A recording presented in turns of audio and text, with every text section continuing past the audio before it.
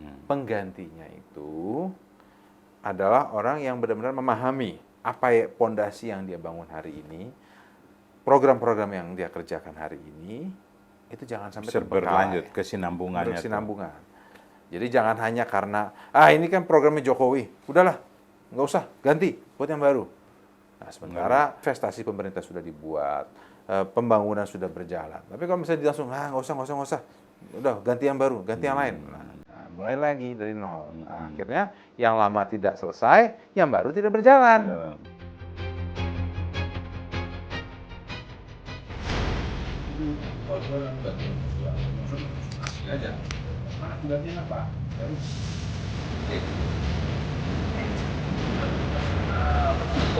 Agar bencana ini segera berakhir.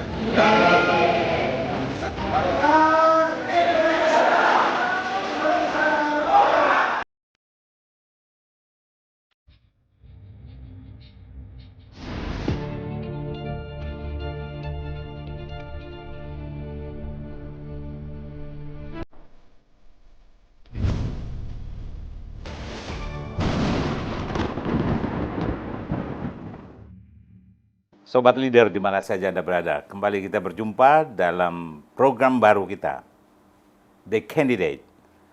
Sebuah program untuk para pemimpin lintas generasi.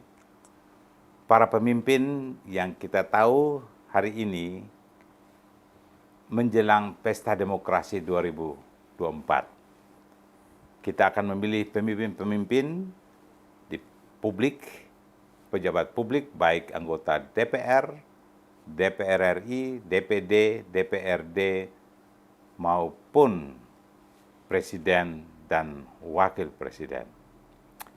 Saudara, hari ini kita mulai dengan seorang tokoh yang akan maju menjadi calon anggota DPR RI 2024.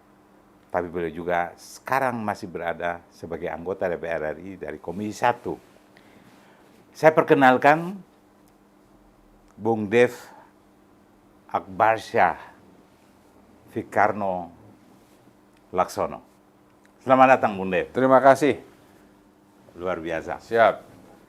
Bung Dev, kita bicara pemimpin. Ya. Semua yang duduk di sini, kita berharap mereka jadi pemimpin. Ya. Tidak sekedar pejabat. Kalau pejabat itu kan kita istilahkan bagaikan berada di semacam kuda pedati, semacam manajer, terlalu sempit. Ya. Pemimpin yang memberi arah jalan. Mau kemana saya ini untuk bangsaku? Bung Dev, untuk memulai program The Candidate ini, meminta Anda mungkin siapa sih Dev Laksono yang kita kenal itu? Ya. Baik. Assalamualaikum warahmatullahi wabarakatuh. Bismillahirrahmanirrahim. Shalom dan salam sejahtera untuk kita semua. Om Swastiastu. Salam kebajikan.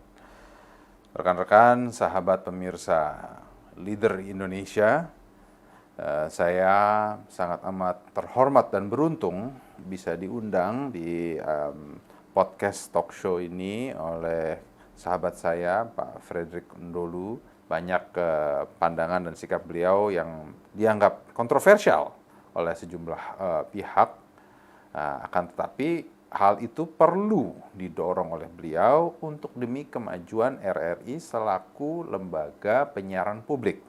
Sikap dan sifat idealisme beliau itu justru mewarnai dan juga memajukan reformasi dan demokrasi di dalam tubuh RRI dan yang berdampak kepada RRI itu sendiri. Saya bila mana Allah Subhanahu wa taala, Tuhan yang Maha Esa, mengizinkan dan meridhoi, itu saya akan maju kembali di 2024 untuk periode yang berikutnya di dapil yang sama. Ya, dapil sama saya itu adalah Jawa Barat 8. Itu meliputi Kabupaten Indramayu, Kabupaten Cirebon, dan Kota Cirebon. Secara historis memang keluarga banyak berasal dari sana, dan pendekatan pengenalan kepada masyarakat terus saya lakukan selama saya mengabdi di DPR dan juga untuk kedepannya. Banyak hal yang perlu saya perjuangkan, saya suarakan, apakah itu di bidang infrastruktur, ya, infrastruktur pedesaan. Ya kemarin kita lihat berapa kali Presiden Jokowi menggunakan kendaraannya sampai mogok, baik di Lampung, di Sumatera Utara. Itu bukan, sebenarnya tidak perlu jauh-jauh ke sana, cukup di Indramayu Cirebon aja, di jalan-jalan kabupaten itu banyak yang kondisinya amat menyedihkan. Nah, dan itu saya terus ke sana, saya terus berjuang untuk mencarikan dana-dana tambahan agar pembangunan infrastruktur itu berjalan. Kenapa? Karena tanpa ada infrastruktur yang merata di seluruh wilayah Indonesia, ya saya bicara khususnya di Kabupaten Indramayu, Kabupaten Cirebon saja, ya itu akan memperlambat logistik, memperlambat pengiriman barang, melambatkan pergerakan manusia, dan itu ya salah satu penyebab menjadi lambannya kemajuan di wilayah Indonesia. Secara makro, ya, peraturan dan perundang-undangan untuk investasi itu sudah amat dipermudah, khususnya dengan adanya Undang-Undang Cipta Kerja. Saya lihat sendiri daerah-daerah yang dulunya gersang dan daerahnya dulu kosong, ada yang tempat pembuangan sampah liar, ada yang jadi perumahan mukim liar, itu sekarang sudah berdiri pabrik-pabrik. Nah, dengan berdirinya pabrik-pabrik itu akan menumbuhkan ekonomi sekitarnya pastinya. Ada kos-kosan, ada tempat makan, ada toko, kan pasti ada butuh industri penunjang ya. Nah, itu akan menumbuhkan dan juga meningkatkan ekonomi masyarakat. Nah, kan tapi juga harus diingat juga banyaknya perkembangan pabrik-pabrik tersebut itu pertama harus sesuai dengan RT RW. Jadi jangan sampai wilayah yang diperuntukkan untuk sawah akhirnya menjadi pabrik sehingga akhirnya mengurangi lumbung padi kita. Nah, terus juga harus diperbandingkan juga dengan sekolah-sekolah vokasi sehingga mereka yang begitu lulus sekolah bisa langsung disuplai ke dalam pabrik-pabrik tersebut. Terus juga pembangunannya pun terarah. Jadi karena kan pasti kalau ada pabrik itu pasti ada limbah. Jadi proses limbahnya itu juga harus jelas supaya tidak merusak alam sekitar dan bisa mengganggu kesehatan masyarakat. Nah, ini semua harus dilihat dari berbagai macam aspek dan membutuhkan seorang pemimpin yang bukan hanya memiliki managerial skill, tapi juga memiliki tim yang kuat dan juga tim yang benar-benar memahami permasalahan demi permasalahan, sehingga ketika dibawa ke atas, seorang kepala daerah ataupun kepala negara itu membuat keputusan sesuai dengan kondisi di lapangan. Nah, pembangunan infrastruktur itu adalah salah satu bagian daripada sinergi tersebut. Sehingga ketika industri itu terbangun, ketika sekolah-sekolah itu juga jadi, jalanan itu sudah terbentuk, sehingga supply chain-nya itu berjalan, bahan baku masuk, orang kerja juga masuk, produknya itu dapat langsung segera terkirim, dan itu tidak akan membebani cost, sehingga marginnya masih cukup, sehingga baik masyarakat ataupun para investor itu dapat memutarkan terus uangnya, begitu. Oke, baik. Indonesia satu. Kita masih bersama Bung Dev Laksono. Dan saudara, tadi Bung Dev sudah sampaikan siapa dia dan dia mau kemana. Sekarang masih di DPR. Sudah 2 periode nih. Ya. Dan ini mau maju ke periode ketiga kalau terpilih nanti 2024. Dari Partai Golkar ya. Ya. Nah, Bung Dev, tadi Anda bicara banyak tentang infrastruktur pertanian. Visi Anda mau maju ke depan ini. Tapi saya lihat proses Anda 2 periode ini Anda milih di Komisi 1. Ya. Kenapa harusnya di komisi lebih cocok di Komisi Pertanian mungkin? Komisi 4. Komisi 4. Atau Komisi 5 infrastruktur. Komisi 5. Ya. Tapi kok pilih di Komisi 1? What's wrong? Atau jadi ada gini, punya niat apa nih? Beberapa hal yang harus diperhatikan. Kalau ketika saya bicara soal infrastruktur, ketika saya bicara soal industri, pendidikan, ataupun pertanian, perkebunan, ataupun juga kelautan, itu saya bicara tentang kebutuhan masyarakat yang saya wakili, masyarakat yang saya suarakan. Akan tapi kita mesti juga Om Dolu itu ingat, kita ini di DPR Dewan Perwakilan Rakyat Republik Indonesia. Jadi kita tidak hanya bisa berbicara secara sektoral atau kita tidak bisa hanya bicara per wilayah. Kita harus bicara Indonesia secara keseluruhan. Nah, kenapa saya memilih terus di Komisi 1? Ya pertama karena memang penugasannya di Komisi 1. Ya, dulu saya periode pertama saya di Komisi 1 dan juga di BKSAP. BKS itu Badan Kerjasama Antar Parlemen.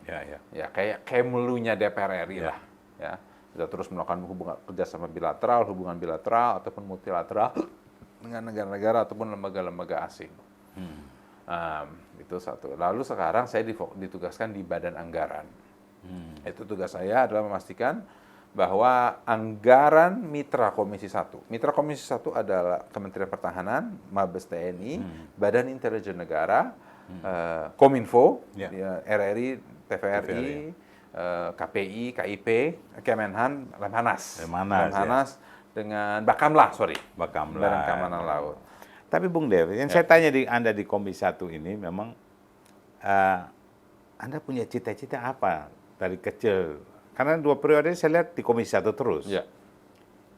Kan artinya ada visi yang Anda ingin capai di. Ya tentu ada banyak hal yang ingin saya selesaikan lah. Yang pertama di dalam TNI sendiri. Kita lihat situasi di Papua itu tidak kunjung selesai. Tadi saya habis ngobrol sama teman-teman di TNI, jumlah kelompok teroris itu, walaupun pemerintah menyebutnya kelompok kriminal bersenjata, tapi bagi saya mereka itu adalah separatis teroris. Ya. Dan itu harus dihantam dengan menggunakan kekuatan yang cukup keras. Secara jumlah mereka tidak terlalu banyak, mungkin di bawah 2.000. Claiming aja mungkin. Kalau mereka jumlah, ya kalaupun ada di mana-mana tuh hanya serpihan-serpihan saja. Jumlah nggak banyak, nggak lebih dari 2.000. Ya. Saya bilang, saya tanyakan, ada 5.000? Nggak nyampe. 3.000? Nggak nyampe. 2.000? Di bawah. Ya udahlah, for argument sake ya, kita katakan ada 2.000.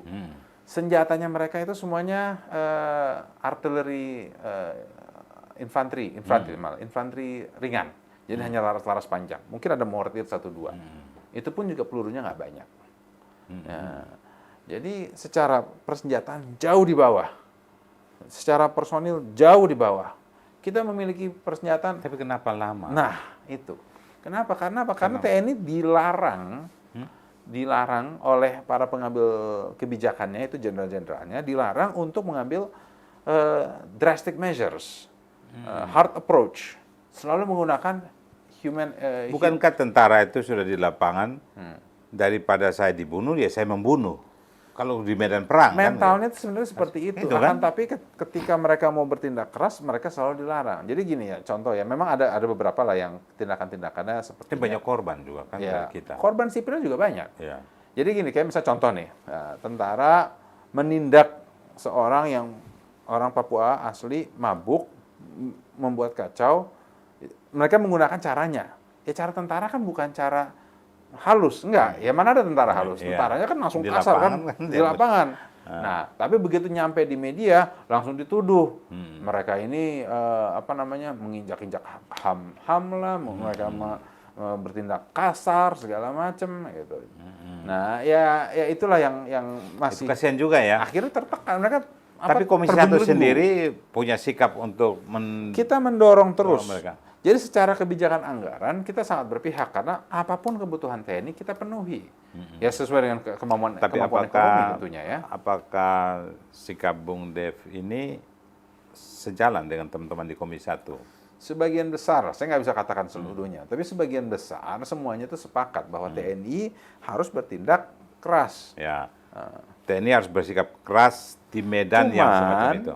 Itu harus dibarengin dengan sikap pemerintah di forum internasional. Ya. Jangan nanti begitu TNI mengerahkan persenjataan beratnya, dilihat perkampungan-perkampungan atau basis-basisnya mereka dihajar pakai roket, Apalagi sekarang ini kan makanya satelit. pakai drone iya, kan, drone. pakai satelit kan. Dan mereka sudah syuting dari mana-mana, Nah, bukan itu. bukan orang kita saja, tapi mereka juga punya Orang asing. media. Misalnya ada perkampungannya berapa, di perkampungan kan nggak semuanya laki. Iya. Ada juga perempuan, Iya. ada anak.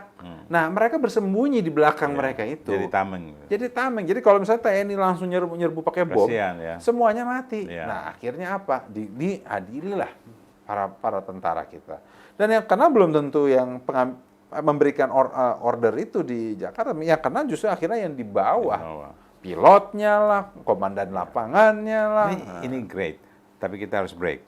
Sobat Leader, kita harus break sejenak. Anda masih bersama Indonesia Satu.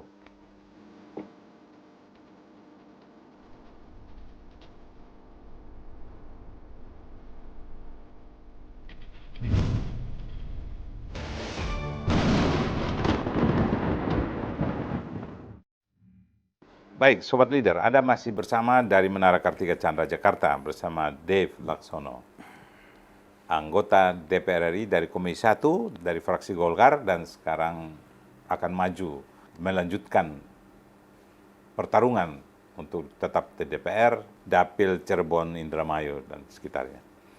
Bung Dev, tadi Anda sudah baru kupas TNI, karena itu wilayah di Komisi 1.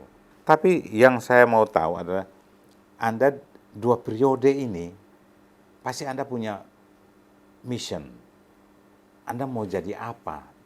Karena kalau Anda mau di komisi, ingin memperjuangkan pertanian, infrastruktur di daerah wilayah dapil Anda, pasti Anda masuk ke komisi 5 atau 4 atau 5 ya? Ya.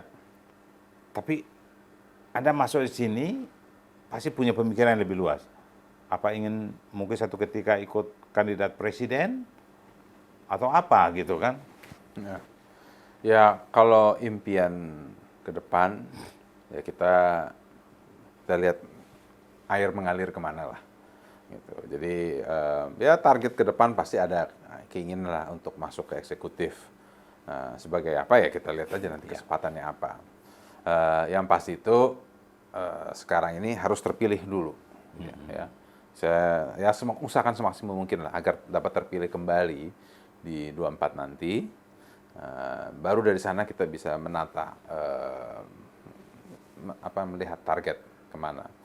Ya banyak juga sih, ya bukan banyak lah, cuma ada beberapa lah teman-teman yang sudah lebih dari 3 periode, bahkan ada yang sampai 5 periode di parlemen. Ada di Golkar, ada Kang Agun Gunanjar, terus ada Pak Ferdiansyah, itu sudah menuju periode ke-6.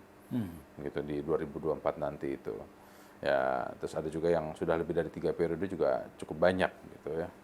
3-4 Pak Idris Laena, Pak Bobi Rizaldi sudah 3 periode mau ke-4.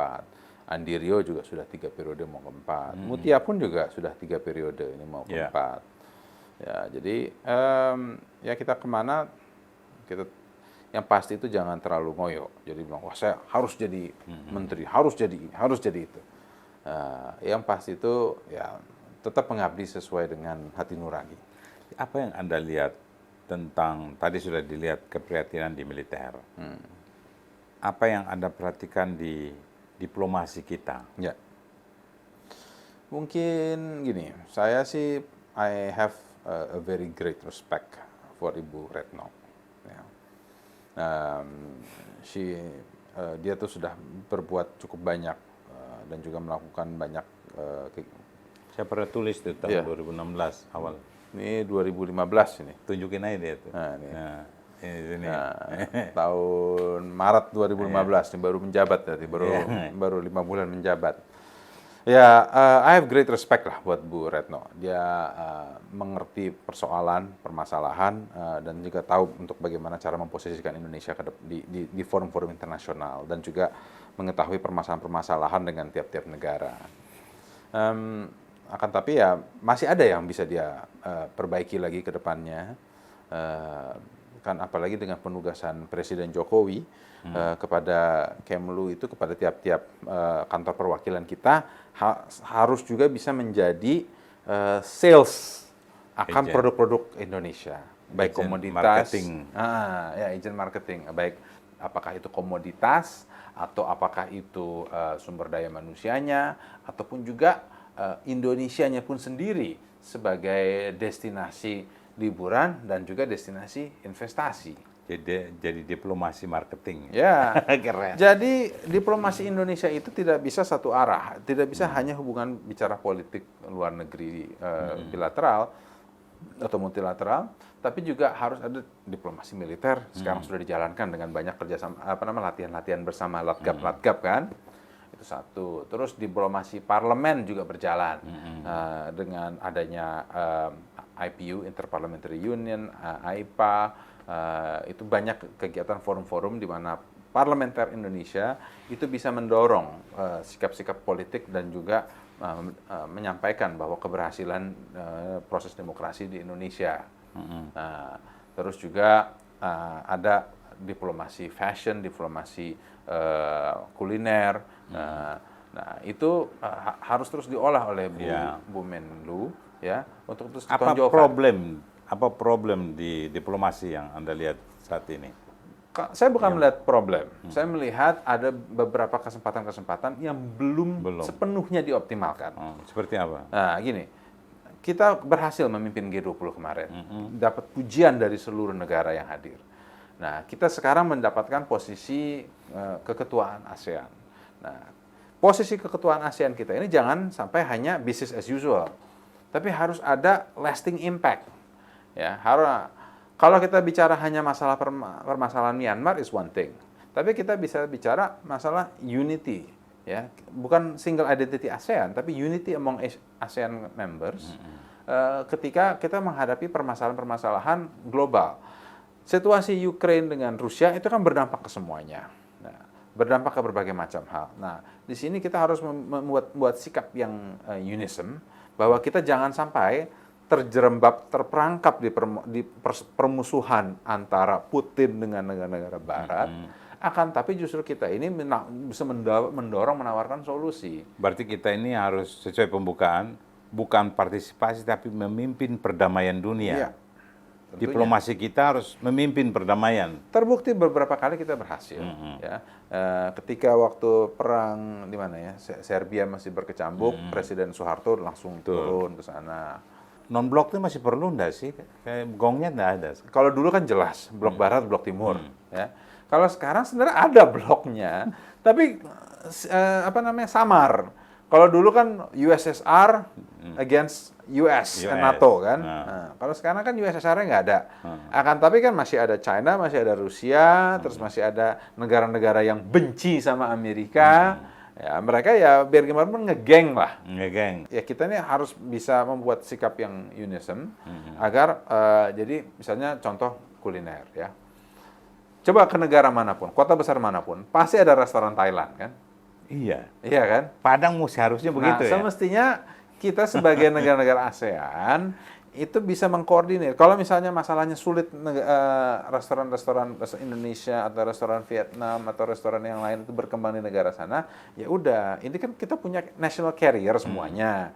Ya ini mesti dikoordinir supaya bisa membantu. Setiap hari ada alokasi berapa kilo atau berapa ton, berapa ton untuk mengirim bahan-bahan agar didistribusikan kepada restoran-restoran di sana sehingga dapat berkembang, dapat maju. Itu juga diplomasi juga itu kan. Itu suatu diplomasi.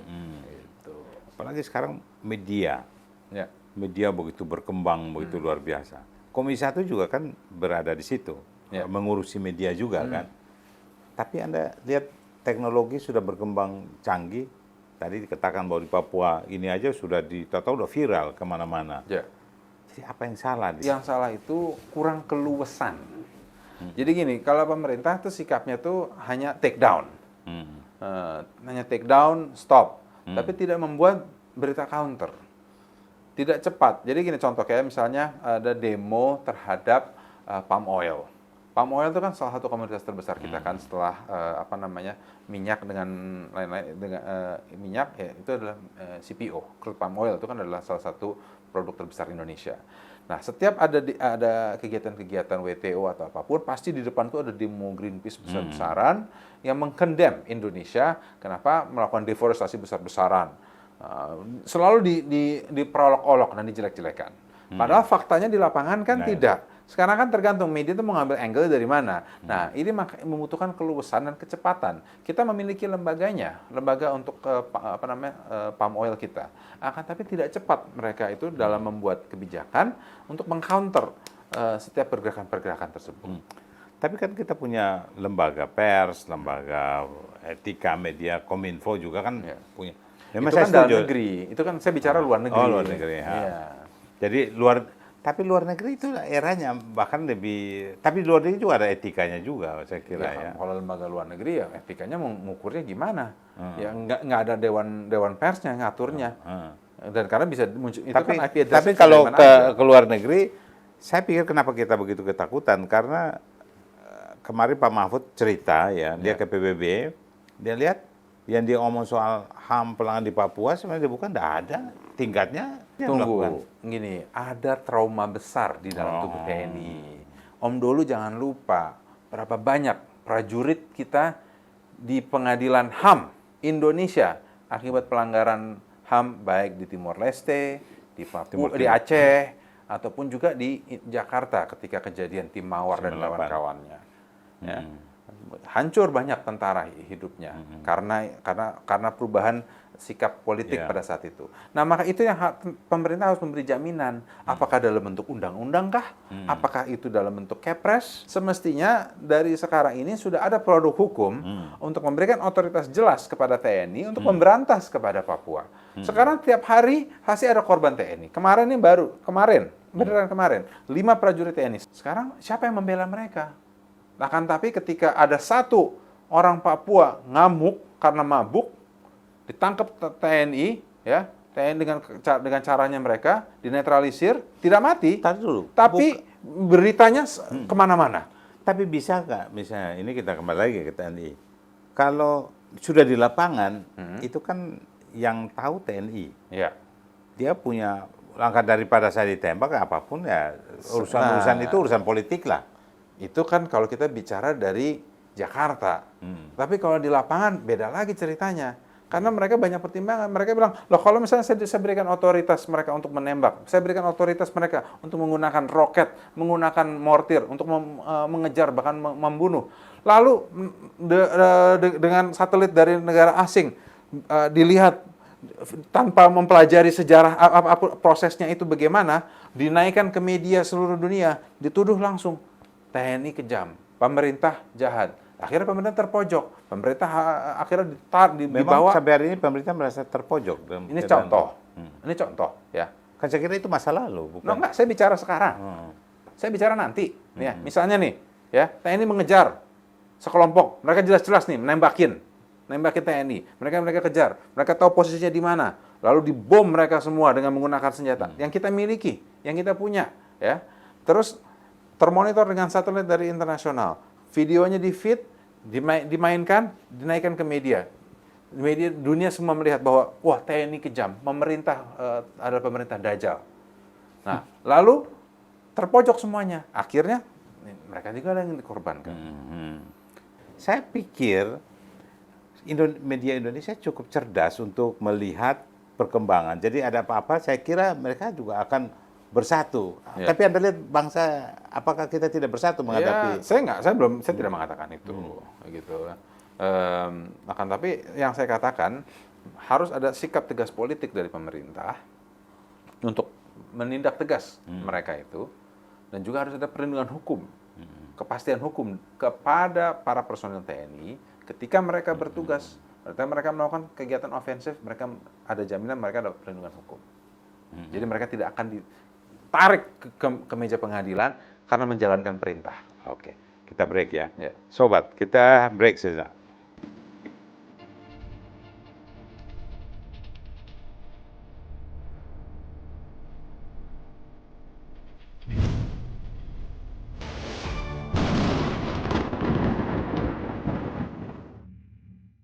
Sobat, Anda masih bersama saya dan Bung Dev Laksono, anggota Komisi 1 DPR RI yang akan juga kembali mengikuti kontestasi 2024. Bung Dev, kita ini, Anda ikut kontestasi semua ini kan karena kita berada dalam era yang namanya era kebebasan, era demokrasi. Tapi Anda melihat demokrasi kita seperti apa? Demokrasi Indonesia ini sih kalau dalam kerangka kemajuan reformasi sudah berjalan cukup bagus, cukup baik. Cuman bila mana ya pemilu ini dikembalikan ke sistem tertutup, itu bagi saya itu adalah kemunduran politik. Ada yang beranggapan bahwa dengan kembali ke sistem tertutup itu akan mengurangi money politik. Jadi tidak ada lagi bagi-bagi uang es menjelang hari H pemilu segala macam. Akan tapi itu tidak memberikan jaminan karena selama pendapatan per kapita masyarakat itu masih rendah, ya uang itu masih tetap diharapkan. Ini sudah dirusak dengan waktu kita memilih kepala desa langsung. Dimulai dengan situ, ya, langsung dibagikan amplop kepada masyarakat. Karena kan jumlahnya nggak banyak, hanya kita bicara paling 1.500-700 orang. Ya, jadi itu masih terukur. Nah, ya dengan itu akhirnya langsung terimplikasi kepada pemilu-pemilu berikutnya. Nah, sekarang masyarakat sudah mendapat kesempatan langsung. Kita dapat memilih baik partai dan atau calegnya langsung. Jadi para caleg itu dipaksa untuk terjun ke masyarakat, dipaksa untuk bekerja untuk masyarakat. Nah, ketika nanti ini sudah direbut kembali hak rakyat, ya, diambil sehingga partai menentukan, itu akan menimbulkan oligarki-oligarki baru dan menciptakan kerajaan-kerajaan yang namanya partai politik. Tapi ini keputusan Mahkamah Konstitusi. Ya. Pasti keputusan itu mengikat. Ya kan? Final and binding. Final and binding. Mas Dev sendiri siap mundur apa maju terus? Terus maju. Ya, saya tetap yakin apapun itu saya harus bisa bertahan. Jadi jangan sampai cengeng lah. Jangan sampai cengeng. Politik kan terus bertarung, memperjuangkan, tapi keputusan apapun harus terus kita patuhi. Tapi itu kemunduran bagi Anda kalau sampai bagi saya pribadi, kan kalau ditanya pandangan saya itu adalah sebuah kemunduran politik. Jadi kemajuan reformasi yang sudah amat bagus dan baik dirusak hanya karena pandangan sekelompok orang. Ada yang bilang di parlemen itu kalau dulu zaman era Orde Baru itu orang yang masuk di DPR, ya kan? Ya. Benar-benar orang yang mau berjuang secara politik, bukan berbisnis. Tapi sekarang orang masuk ke eksekutif, legislatif, pejabat untuk bisa memperkuat bisnisnya. Yeah. Anda setuju nggak itu? Ya, yes and no ya. Karena kalau kita lihat ada beberapa yang contohnya mengarah tendensius ke sana. Tapi tidak bisa disamaratakan. Semua orang tuh di politik memiliki agenda pribadi masing-masing. Di politik ini satu hal yang ayah saya juga ajarkan itu adalah tidak ada teman abadi di dalam politik. Yang ada hanya kepentingan pribadi. Gitu ya. Kepentingan pribadi itu bisa berbeda-beda. Tapi yang paling penting utama adalah ketika masuk di dalam sistem itu menjaga dan membangun aturan dan bisa bekerja bermanfaat kepada rakyat. Nah, kalau memang dia itu diuntungkan ya di luar hal tersebut, ya, asal tidak mengganggu core value-nya, ya itu adalah kepiawaian dia dalam bermain lah. Gitu. Tapi yang penting itu ya tetap menjaga integritas masing-masing dalam kita bertindak.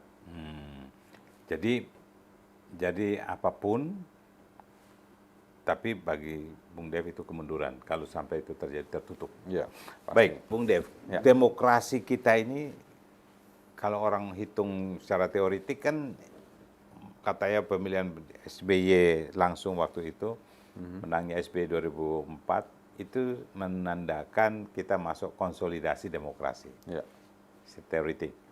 Tapi ada yang bilang kita masih di transisi ini. Ya. Nah, karena banyak hal yang maju mundur. Lembaga kayak KPK, lembaga-lembaga.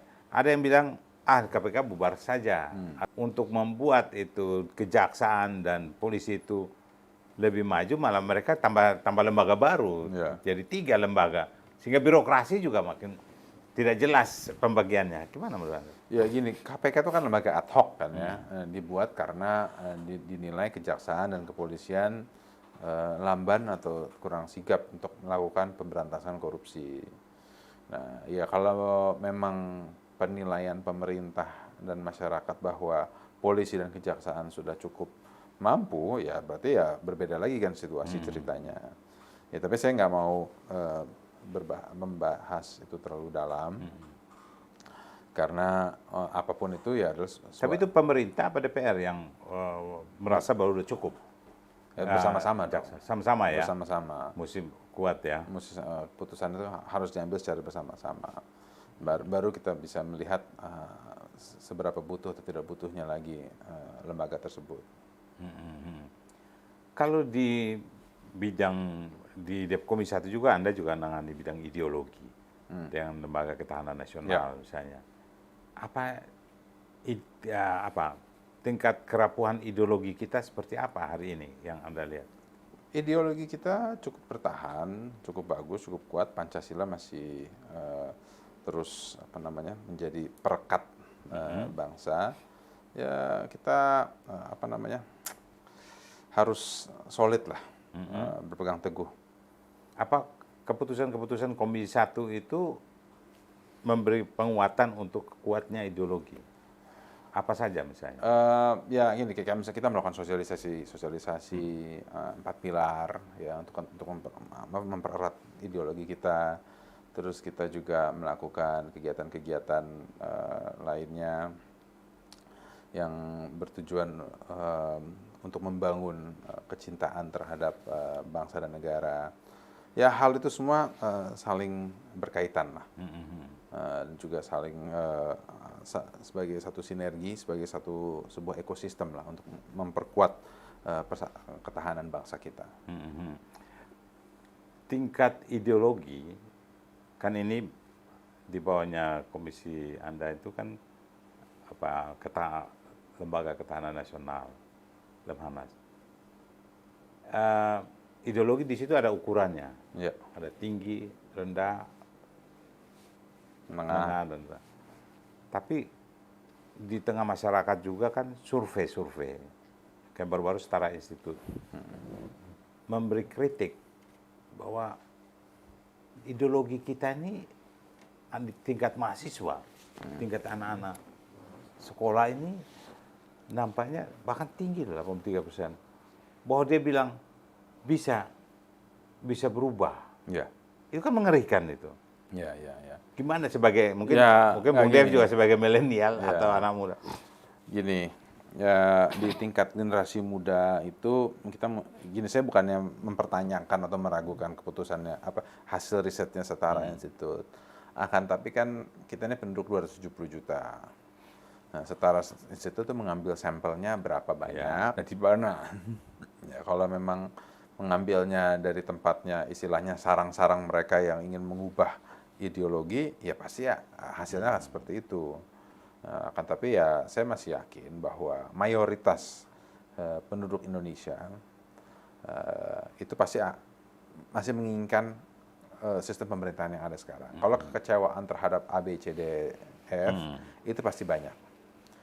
Karena gini, kalau kita lihatlah banyak pejabat-pejabat negara yang posisi tinggi hari ini, ataupun juga pengusaha-pengusaha yang sudah sangat sukses, ketika mereka masih aktivis ataupun masih mahasiswa, banyak mereka yang fahamnya itu,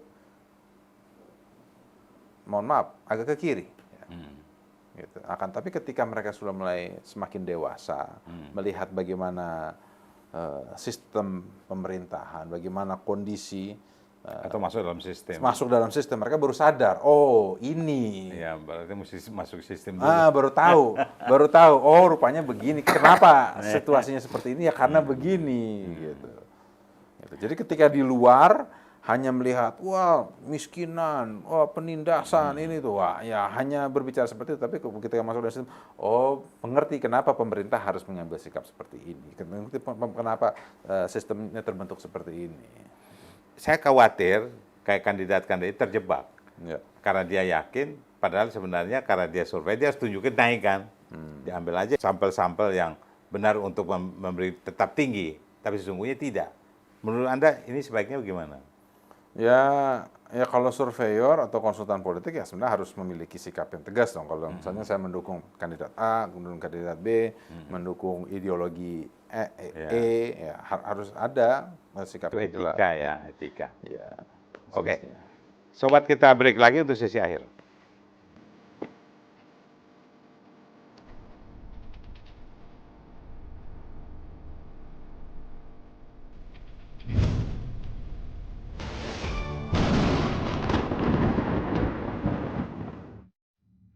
Sobat Leader, Anda masih bersama kami di Menara Kartika Chandra, Jakarta, bersama Dave Laksono.